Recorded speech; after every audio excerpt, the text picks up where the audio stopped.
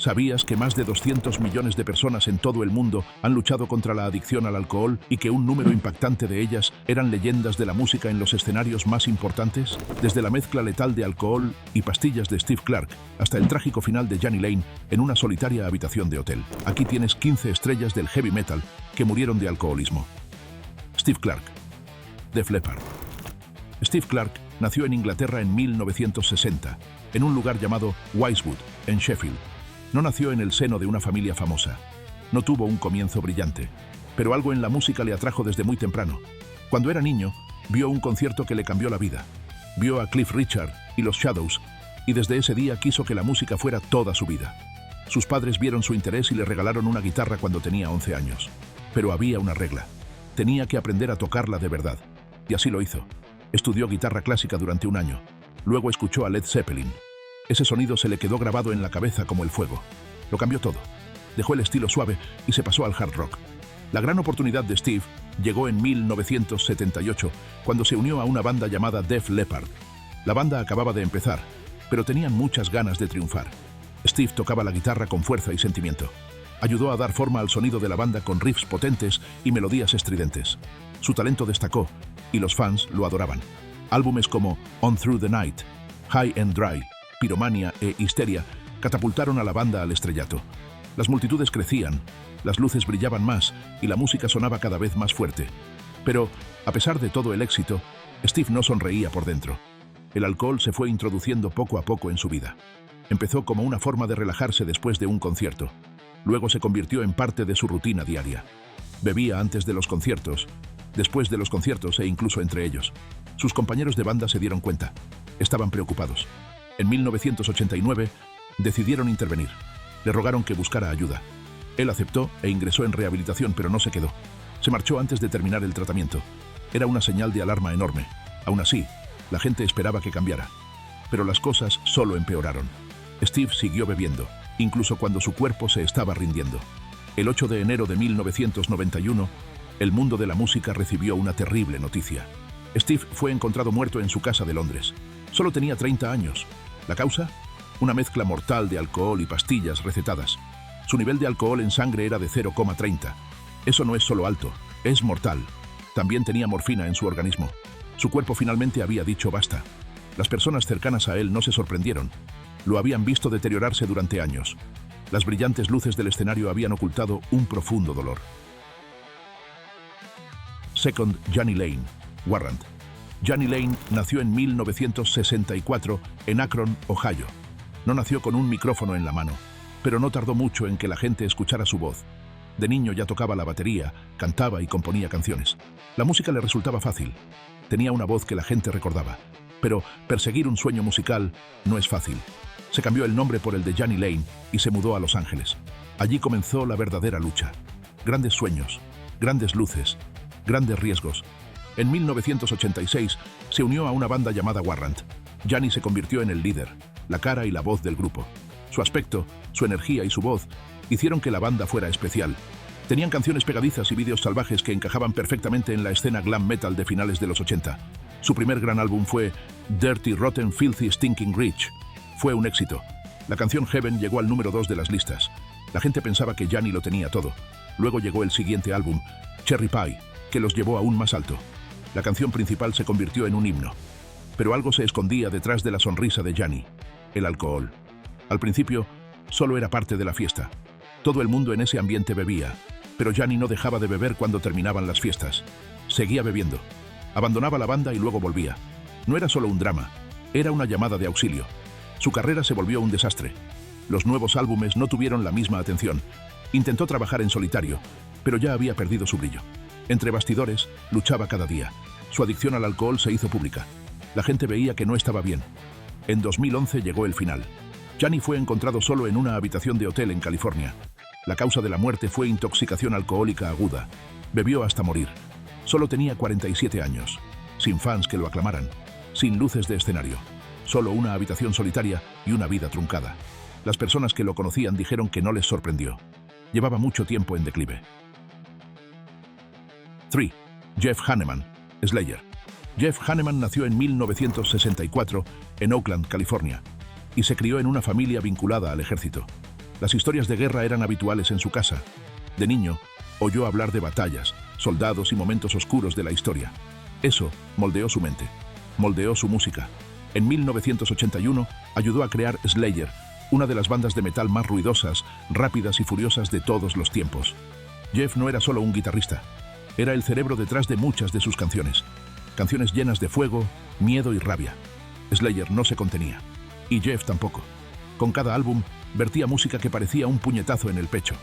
Álbumes como Rain in Blood y Seasons in the Abyss cambiaron el metal para siempre. Jeff ayudó a escribir las canciones. Tocaba con una velocidad y una habilidad que pocos podían igualar. Los fans adoraban su energía en el escenario. Pero, entre bastidores, Jeff libraba una batalla diferente. Bebía, mucho. Al principio, no estaba claro lo grave que era. Pero, con el tiempo, las señales empezaron a aparecer. En 2011, todo cambió. Jeff enfermó gravemente a causa de una infección poco común llamada fascitis necrotizante. Muchos dijeron que se la había contagiado una araña, pero otros creían que el alcohol ya había debilitado su organismo. Mientras se recuperaba, Jeff tuvo que dejar de tocar. La banda siguió adelante sin él. La gente empezó a preocuparse. Estaba delgado, cansado, perdido. La infección era grave, pero no era el único problema. Su hígado estaba dañado por años de alcoholismo. En 2013, Jeff murió a los 49 años. La causa fue un fallo hepático. Los médicos dijeron que se debía a una cirrosis relacionada con el alcohol.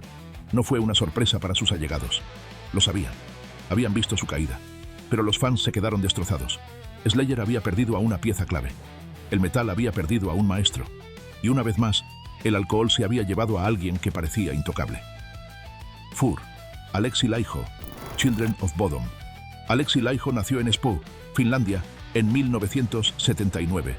Era solo un niño cuando empezó a tocar el violín, pero pronto se le quedó pequeño.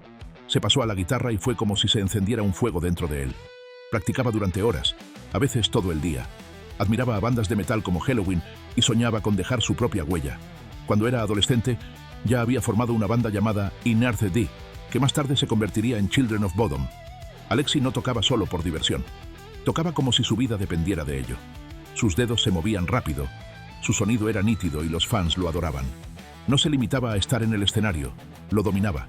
Con álbumes como Follow the Reaper y Hate Crew Death Roll, la banda arrasó en Europa y Japón. La gente empezó a considerarlo uno de los mejores guitarristas de metal del mundo. Pero mientras el público lo aclamaba, algo iba mal entre bastidores. Aleksi bebía. Mucho.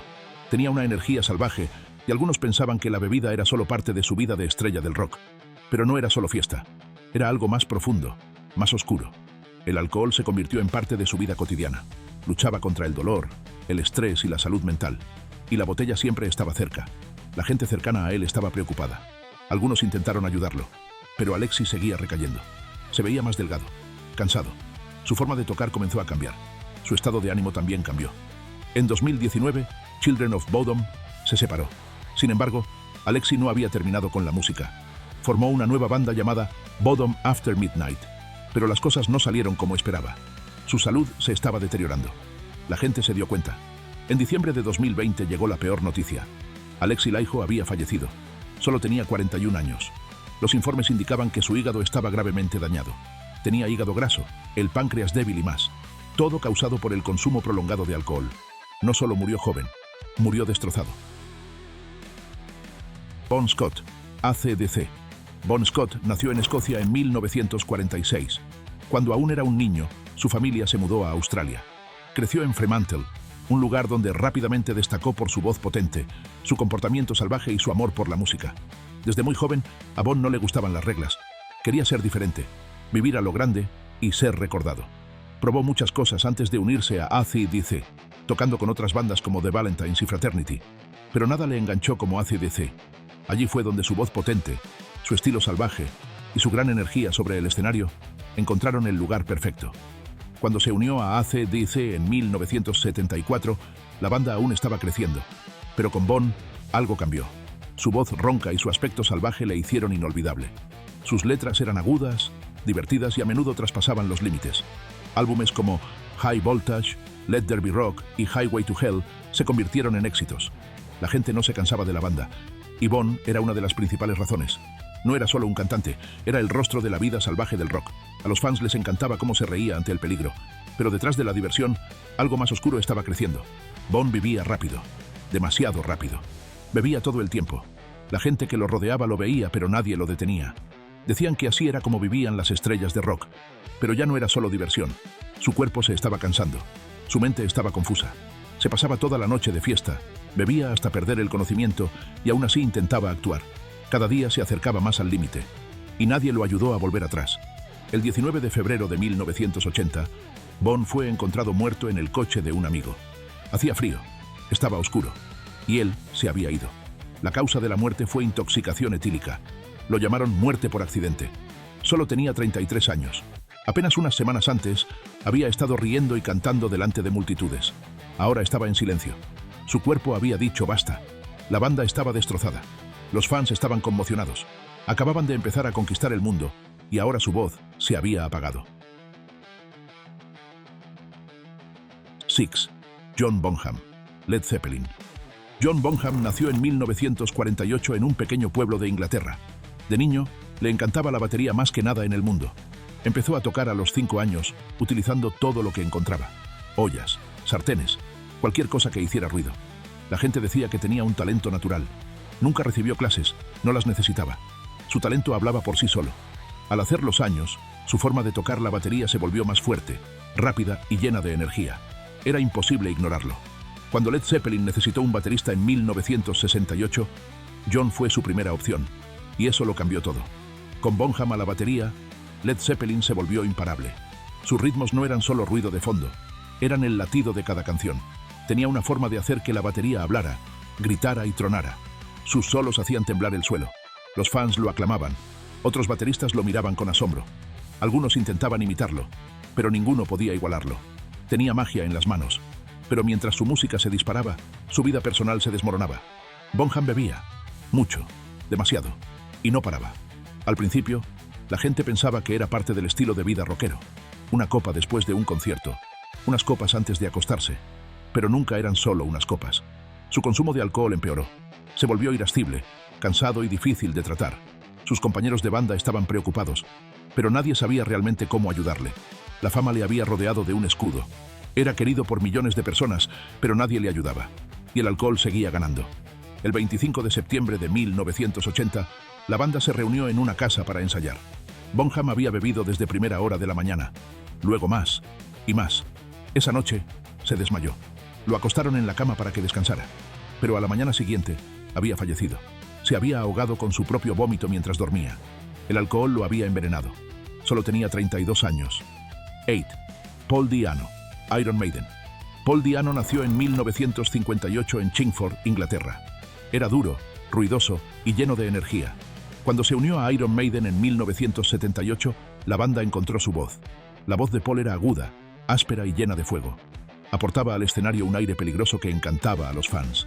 Los dos primeros álbumes de la banda, Iron Maiden y Killers, mostraron lo que podía ser el heavy metal. Rápido, fuerte y auténtico. Paul ayudó a crear ese sonido. Su aspecto, su voz y su actitud lo hacían destacar.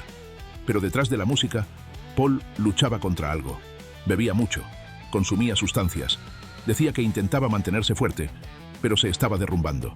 La banda se dio cuenta. Fallaba conciertos, llegaba tarde o actuaba de forma extraña. Su voz empezó a resentirse, su cuerpo empezó a ralentizarse. La música seguía adelante, pero Paul estaba estancado. La diversión se desvanecía y los problemas crecían. La gente le advirtió, pero no les hizo caso. En 1981, Iron Maiden lo despidió. Tuvieron que hacerlo. Estaban creciendo rápidamente y Paul los estaba lastrando. No se fue en silencio. Fue ruidoso, desordenado y lleno de remordimientos. Se unió a otras bandas, creó otras nuevas y siguió cantando. Pero nunca fue lo mismo. Su salud seguía empeorando. No dejó de beber. Las drogas seguían estando cerca y con el tiempo, Paul desapareció del foco de atención. La voz que una vez rugía ahora susurraba. Durante años, intentó seguir adelante. Dio 2 pequeños conciertos. Concedió entrevistas. Pero su cuerpo le fallaba. Se sometió a varias operaciones. A menudo sufría dolores. Necesitaba ayuda para moverse. Aún así, la botella seguía a su lado. El 21 de octubre de 2024, Paul Di'Anno falleció. Tenía 66 años. La causa no fue una sorpresa. Los años de alcohol lo habían destrozado. Fue una larga caída y terminó en silencio. 9. Jason Molina. Songs, Ohia, Magnolia Electric Co. Jason Molina nació en Lorain, Ohio, el 30 de diciembre de 1973. No era una gran estrella de rock con fiestas salvajes y luces deslumbrantes. Era tranquilo, reservado y componía música que llegaba a las personas que se sentían tristes o solas. Sus canciones eran profundas y llenas de dolor, y a menudo hablaban de la oscuridad que la gente esconde en su interior. Cantó en bandas como Songs, Ohia y Magnolia Electric Co., y su música mezclaba folk, country y rock. La gente lo quería por su honestidad en sus canciones, pero muchos no sabían lo mucho que sufría en la vida real. Jason tenía un grave problema con el alcohol. No era alguien a quien le gustara tomar unas copas los fines de semana. Bebía todos los días, todo el tiempo. Con el paso de los años, la situación empeoró. Sus amigos y familiares lo vieron hundirse cada vez más en los problemas. Dejó de hacer giras, dejó de grabar y desapareció del mundo de la música durante largos periodos de tiempo. Algunas personas pensaban que solo se estaba tomando un descanso, pero la verdad era mucho más dolorosa. Su cuerpo se estaba deteriorando. El alcohol lo estaba consumiendo, lenta y dolorosamente. Intentó recuperarse. Fue a hospitales, a centros de rehabilitación e incluso vivió en residencias especiales. Pero nada parecía funcionar. El alcohol ya le había quitado demasiado. Estaba débil, cansado y a menudo confuso. Ya no podía tocar música como antes. Le temblaban las manos. Su memoria se desvanecía. A veces, ni siquiera reconocía a personas que conocía bien. Era como si se estuviera desvaneciendo mientras aún estaba vivo. En marzo de 2013, Jason estaba muy enfermo. Sus órganos ya no podían más. Su hígado y sus riñones estaban irremediablemente dañados. El 16 de marzo de 2013, murió por fallo multiorgánico. Solo tenía 39 años, una vida truncada, una voz silenciada para siempre. No por el destino ni por un accidente, sino por el alcohol. Ahora, cada nota que cantaba suena más pesada. Cada letra golpea más fuerte. Escribió sobre sentirse destrozado, y al final, lo estaba. Los fans recuerdan a Jason Molina como un compositor profundo y reflexivo. Pero detrás de la música hay una terrible advertencia. A la adicción no le importa lo talentoso que seas. No le importa cuánto te quiera la gente. Te quita todo, hasta que no queda nada. 11. David Byron, Uriah Heep. David Byron nació como David Garrick el 29 de enero de 1947 en Essex, Inglaterra. Tenía una voz que llenaba las salas y una forma de actuar que cautivaba al público. Como cantante principal de Uriah Heep, ayudó a crear algunas de sus canciones más queridas. A principios de la década de 1970, la banda era muy popular y David era una parte importante de ella. Pero con el éxito llegaron los problemas y para David, uno de los más graves fue el alcohol. Al principio, la bebida no parecía un problema. Las estrellas del rock se divertían, y David también. Pero pronto dejó de ser solo diversión. Bebía todos los días, durante los conciertos, después de los conciertos, en casa. La bebida lo cambió. Se volvió difícil trabajar con él. Empezó a olvidar cosas. Perdió el control de su voz. La banda se dio cuenta. Los fans se dieron cuenta. Todo el mundo vio el cambio. En 1976, Uriah Heep tomó una decisión difícil. Expulsaron a David de la banda. Ya no se trataba solo de la música. Su salud y su comportamiento estaban empeorando. David intentó seguir en solitario. Compuso nueva música. Intentó trabajar con nuevas bandas. Pero nunca volvió a tener el mismo éxito. El fuego que tenía antes se había apagado. La salud de David empeoraba cada año. Su hígado dejó de funcionar correctamente. Sus riñones le siguieron. Parecía más viejo de lo que era. La gente que lo veía se quedaba impactada. ¿Cómo podía alguien con una voz tan potente apenas mantenerse en pie? El 28 de febrero de 1985, David falleció. Tenía solo 38 años. Murió de una enfermedad hepática y de insuficiencia renal, ambas causadas por el alcohol. 12. Michael Clarke, The Byrds. Michael Clarke nació el 3 de junio de 1946 en Spokane, Washington. No era llamativo como otros bateristas. Tenía una forma sencilla de tocar que encajaba perfectamente con The Byrds. Sus ritmos ayudaron a crear éxitos como Mr. Tambourine Man y Turn, Turn, Turn. The Byrds se convirtió en una de las bandas de folk rock más importantes de la década de 1960. Michael estuvo allí desde el principio, pero siempre hubo algo más en su vida: el alcohol. La bebida acompañó a Michael desde sus inicios. Bebía en los conciertos, en casa, en todas partes. Con el paso del tiempo, la bebida empeoró. Su salud comenzó a resentirse. Perdió peso. Su piel tenía mal aspecto. La gente decía que era difícil hablar con él. Estaba enfadado, cansado, enfermo. Michael intentó tocar con otras bandas. Se mudó muchas veces, pero nunca dejó de beber. Incluso cuando los médicos le advirtieron, siguió haciéndolo. Sus amigos decían que no les hacía caso. Estaba atrapado en un círculo vicioso del que no podía salir. Por mucho que la gente se preocupara por él, el alcohol lo tenía atrapado. Se fue debilitando. Su hígado fue el más afectado. Dejó de funcionar correctamente. Su cuerpo se llenó de líquido. No podía respirar con facilidad. Necesitaba ayuda para hacer cosas básicas. Pero no dejó de beber. No podía. El 19 de diciembre de 1993, Michael murió. Solo tenía 47 años. Murió de insuficiencia hepática. No fue rápido. No fue indoloro. Fue el final de una larga y lenta caída causada por el alcohol. Su muerte no solo fue triste, fue una prueba. Prueba de que beber en exceso no solo hace daño, te destruye, lentamente. Y al final, lo único que queda es el sonido de un tambor, desvaneciéndose. 13.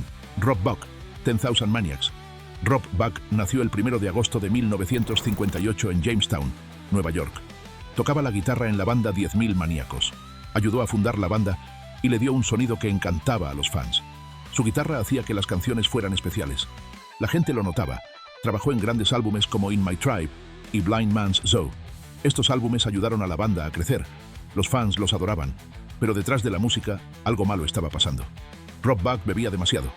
Al principio puede que no pareciera grave. Unas copas de vez en cuando, pero fue aumentando. Bebía cada vez más.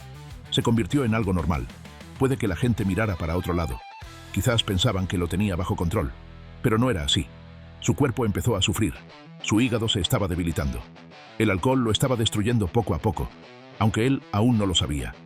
Con el paso de los años, el daño empeoró. Los últimos años de la década de 1990 no fueron buenos para él. Su salud se deterioró. Su hígado ya no podía más. Puede que tuviera señales de advertencia, dolor, fatiga, pero quizá las ignoró. Quizá otros las vieron, pero no dijeron nada. Su música seguía siendo fuerte, pero su cuerpo se estaba desmoronando. Estaba en peligro, y nadie lo detuvo. El 19 de diciembre de 2000, Rob Buck murió. Solo tenía 42 años. La causa fue un fallo hepático. ¿La verdadera razón? El alcohol. Años de bebida acabaron con su vida. No tenía por qué ser así. Tenía talento, fans y un futuro. Pero el alcohol se lo arruinó todo. Probablemente hubo momentos en los que las cosas podrían haber cambiado. Quizás podría haber pedido ayuda. Quizás alguien podría haber intervenido. Pero no pasó nada. Siguió bebiendo. Siguió empeorando. Y entonces fue demasiado tarde. Su muerte fue tranquila, pero dolorosa. Nos recuerda que la adicción se esconde detrás de las sonrisas, detrás de la fama, detrás de la música. No siempre se ve hasta que es demasiado tarde. ¿Qué canciones perdimos cuando murió Rob Buck? ¿Qué podría haber creado si hubiera vivido más tiempo? 14. Kevin DuBrow, Quiet Riot. Kevin DuBrow nació el 29 de octubre de 1955 en Hollywood, California.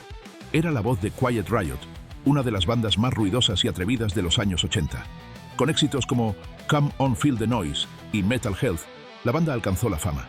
La voz de DuBrow era potente, salvaje e inolvidable. Los fans lo aclamaban, las multitudes gritaban. Pero, aunque parecía una estrella sobre el escenario, algo más estaba pasando en su interior. DuBrow luchaba contra las drogas y el alcohol. La fama trajo consigo las fiestas, y las fiestas trajeron consigo el dolor. Quizás empezó poco a poco, una copa aquí, una pastilla allá, pero fue creciendo. Se convirtió en su mundo. Las luces brillantes ocultaban las sombras. La música alta cubría los gritos. La gente veía el escenario, no al hombre. Y ese hombre se estaba rompiendo poco a poco. Sus hábitos no eran ningún secreto. Muchos lo sabían. Pocos hicieron algo al respecto. La fama puede ser una jaula. Y dentro de esa jaula, DuBrow se estaba ahogando. Años de alcohol y drogas lo habían desgastado. Puede que sonriera en público, pero su salud se estaba deteriorando rápidamente. La verdad es que llevaba mucho tiempo sufriendo. El 19 de noviembre de 2007, DuBrow fue encontrado muerto en su casa de Las Vegas. Tenía 52 años. La causa oficial fue una sobredosis accidental de cocaína. Pero el alcohol también influyó. Su cuerpo había sufrido años de abuso. Finalmente, no pudo más. No sucedió de la noche a la mañana. Se fue acumulando, poco a poco. Y luego terminó. El mundo perdió una voz, pero más que eso, perdió a un hombre. Kevin DuBrow tuvo oportunidades, momentos en los que podría haber dado un paso atrás. Tenía amigos, tenía fans, pero el silencio que rodeaba su dolor era más fuerte que su música. Nadie detuvo la caída. Su muerte fue calificada como un accidente. Pero, ¿sigue siendo un accidente cuando las señales de advertencia están ahí desde hace años? ¿Cuando el dolor es visible? ¿Cuándo el peligro es evidente? ¿O es otra cosa? ¿Un fracaso a la hora de ayudar, de hablar, de preocuparse? Los focos pueden ocultar la verdad, pueden tapar el dolor, pero no pueden salvar una vida, no sin ayuda, no sin alguien que vea más allá del espectáculo. Y cuando esa ayuda nunca llega, perdemos a personas como Kevin. Las perdemos demasiado pronto. 15. Mika Tenkula, Sentenced. Mika Tenkula nació el 6 de marzo de 1974 en Muhos, Finlandia. Tocaba la guitarra y componía canciones para la banda Sentenced. La banda tenía un sonido oscuro y profundo. A los fans les encantaba. Tenkula lo hacía especial. Su guitarra era potente. Su música tenía sentimiento. Sentenced se hizo popular en Europa. Pero después de que la banda se separara en 2005, las cosas empezaron a cambiar. Sin la banda, Tenkula se alejó de los focos. No concedía entrevistas. No subía a los escenarios. La gente lo veía menos. Pero lo que no veían era peor. Empezó a beber. Mucho. En silencio. En casa. Día tras día. Se escondía, no se curaba. Algunos dicen que se sentía solo. Otros dicen que estaba perdido sin la música. Quizás ambas cosas sean ciertas. Pero la bebida se convirtió en su nueva vida. No solo bebía. Se estaba hundiendo. El alcohol llenó el espacio que antes ocupaba la música. Y nadie estaba allí para sacarlo. El 18 de febrero de 2009, Mika Tenkula falleció. Solo tenía 34 años. La causa fue un ataque al corazón repentino. Pero los años de abuso del alcohol contribuyeron a ello. Su corazón se detuvo, pero llevaba mucho tiempo roto. Los fans quedaron conmocionados. Algunos ni siquiera sabían que estaba enfermo. Ese es el peligro del silencio. Oculta la verdad. La salud de Mika se estaba deteriorando, pero pocos lo veían. Menos aún actuaron. Y ahora ya no está. Tenía tiempo. Podría haber cambiado las cosas. Pero el silencio era más fuerte que cualquier grito de ayuda. Quizás no lo pidió. Quizás nadie se lo ofreció. En cualquier caso, el resultado es el mismo. Una vida perdida. Un talento desaparecido. Escribía canciones que llegaban al corazón. Tocaba música que importaba. Pero al final, nadie escuchó su dolor. Ese dolor se convirtió en un corazón que no pudo seguir latiendo. Le dio música al mundo. Pero el mundo no le dio lo suficiente a cambio. Ni cariño, ni ayuda, ni tiempo. Mika Tenkula se fue demasiado pronto. Y la razón por la que se fue nunca debe olvidarse.